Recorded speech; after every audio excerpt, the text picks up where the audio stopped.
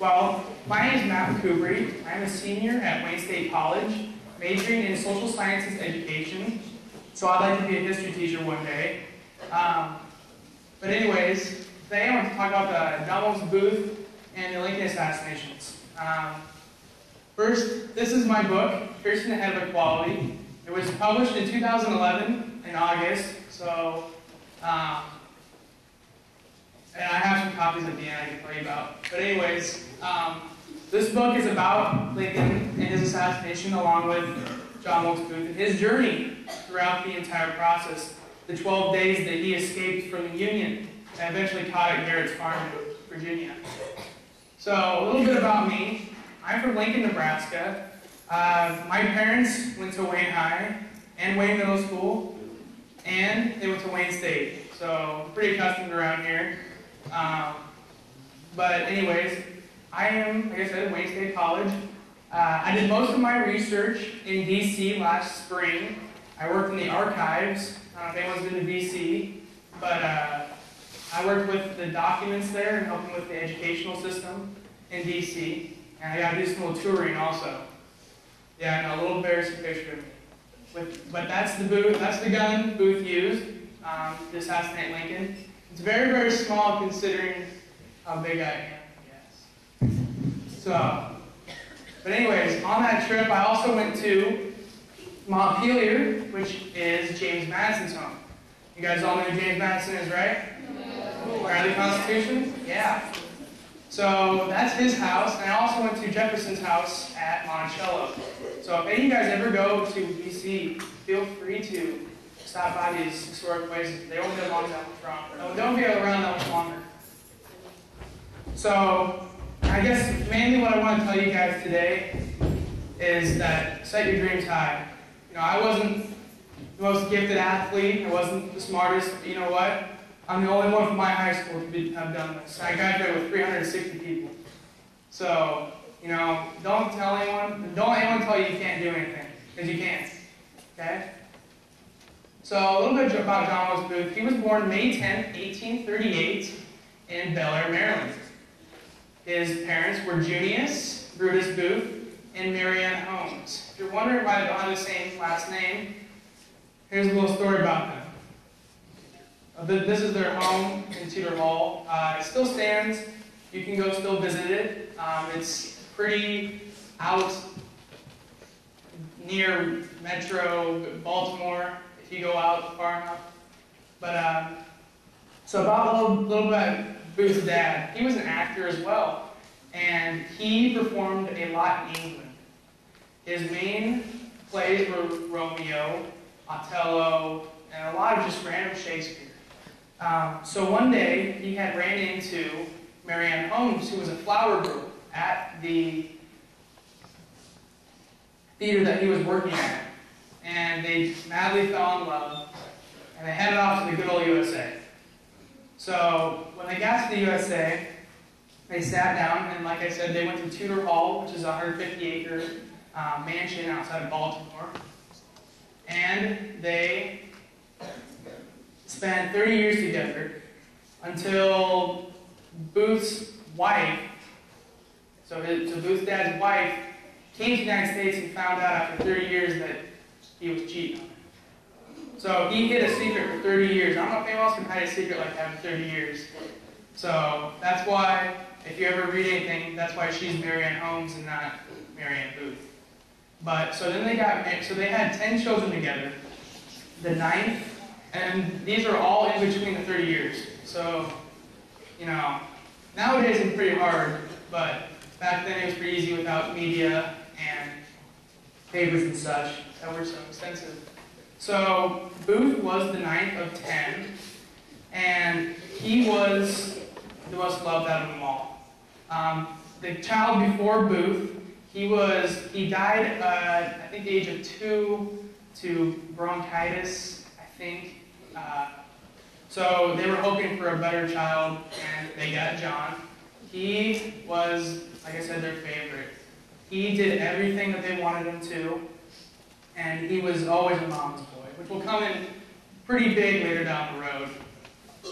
But anyways, So this is John Wilkes Booth at about the age of 15 or 16. We don't obviously have pictures of him earlier than that because we don't really have iPhones or scanners or anything. But this is when he really got started on his acting career. At age 15 or 16 back then, you kind of had to be really good at acting to be popular because most of the actors were old and senile and probably a little messed up in the head. But he loved doing Shakespeare. Him and his dad and his brother used to do Macbeth all the time. There's no really documentation of why they liked doing it so much. I think it was just the chemistry between them and how good they really worked together. But Booth had a pretty good idea of Shakespeare. He was known to have never studied his scripts. He would just walk into the play and know the entire lines. So you can imagine trying to do Romeo and Juliet every time and not even look at your script. That's just what he did every time, and that's what he was known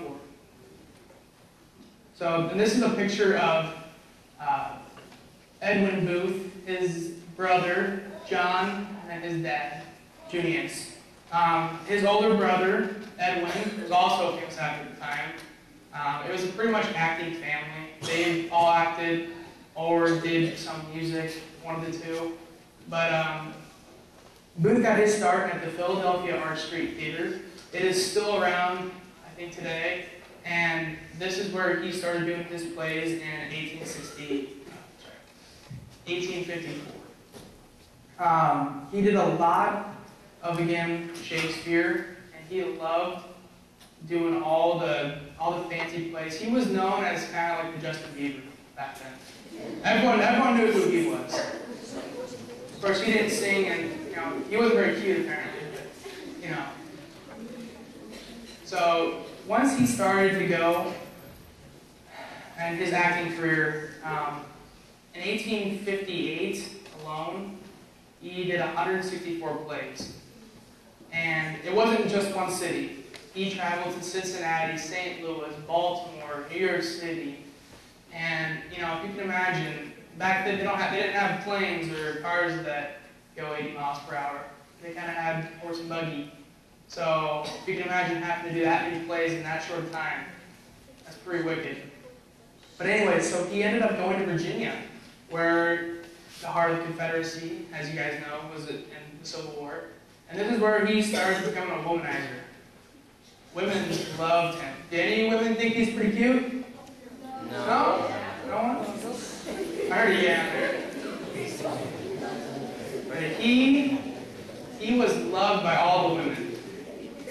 When he was killed, he had about 5 pictures of 5 different women in his pocket. So he was married for a little bit of time, he got divorced, and then he married this lady. I'm forgetting her name right now. But she was also kind of crazy too. And she goes for the crazy ones, I guess. But so at the start of the Civil War, the Union Confederacy break out, and the Union is resupplies Fort Sumter, and the Confederacy is not alerted, and they secede from the Union. So at the time, as you can see, I don't know if you guys can see this, but in Booth's home state of Maryland, it was a neutral state to begin with, so it was one of the key states that Lincoln really wanted to go for. Because it had important ports up here. Also, it allowed for a buffer state that Lincoln could control, so that the South couldn't get up into Union territory, because Richmond was the capital of the Confederacy, but also Canada. And I don't know if you guys learned about that, but Canada was a really big hotbed for Confederates. So really it's surprising to see how the Union won, considering that they had really a 2-front war going on here. But so gets that done. And I'm sure you guys all know that Lincoln's a pretty liked guy, right? Would say so. Well, in this time he was probably the most hated as well. if you think about it, the Union was made about 50%. They liked him, and the Confederacy is about 50% that didn't like him. And of course, there was always Union people that didn't agree with what he did. There was always Confederates that agreed with what he did. But the main thing, there was a lot of tarnish between who liked him and who didn't. And when he gave his Emancipation Proclamation and his Gettysburg Address, everyone kind of thought, this guy is a dictator. So, personally, I think he's a pretty good guy, but to each their own. So, once Richmond started to fall, John Wilkes Booth and some other people that I'll mention a little bit kind of figured out what they wanted to do. When Richmond fell, the Confederacy kind of collapsed, and it made it harder for the Union or for the Confederacy to fight back. And so Booth and some people ended up getting some plans together, and they ended up trying to, in 1864, kidnap Lincoln and send him back to Baltimore to exchange for prisoners of war, because as they knew, Richmond was falling, and they needed their highest general to come out. And it's pretty hard to do that if you don't really have anyone there. So he acquired a group of men and one woman to help him. This is John Surratt. Now, I don't know if you guys have seen The Conspirator at all. I'll show a little clip today about it, but this is what kind of movie is based off of, this guy and then the woman later. John Surratt was a courier, which you guys don't know. It just kind of sends messages from line to line, and he was a Confederate courier, so he did a lot in Canada as well. He sent most of the messages from Canada back down to Richmond, and then Richmond, so on. So he did a lot of traveling. This is Michael O'Laughlin. He was a friend of Booth's back in Baltimore. He also fought in the war. Didn't really play much in the war. I mean, he fought a couple battles, but again, obviously he's still alive, so he didn't have much of an impact.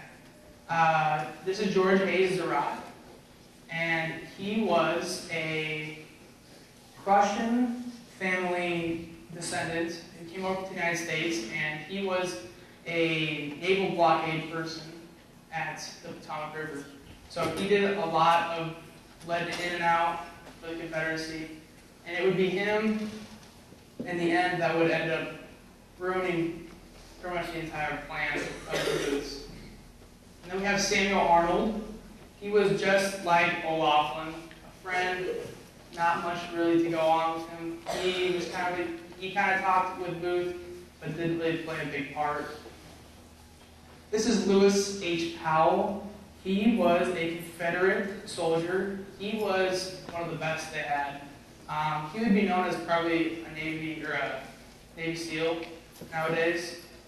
He was really good with hand-to-hand combat, and I don't think he ever lost a battle that he was in. So, and then you have David Harold. He was Booth's right-hand man. On the night of the assassinations, he would be the one that would make sure that all the appointments were set up, all the places to meet were set up, and he would be the one that would be with Booth at the end when he died. And then this is Mary Surratt. This is the one I was telling you about, the one woman. She was the first woman ever to be hung by the United States government. Very interesting. And it came out of this, The Conspirator, like I said, it's about her trial. Why it's such an infamous trial is because when Lincoln suspended habeas corpus, which means, let's say so-and-so is acting like they might like the Confederates, then they might be arrested on suspicion. And so when she was arrested, Lincoln had also instituted a military tribunal, which means that you're not in a court with a jury of your peers. You're just by head officials of the military, which is unconstitutional nowadays. So she ended up losing that, and she was executed by the United States government. But she played a pretty big role. She owns the boarding house where all of these conspirators would meet. And she claims that she didn't know what was happening. My speculation is that she probably did. You kind of know what's happening in your own home. But so once the plot failed against Lincoln.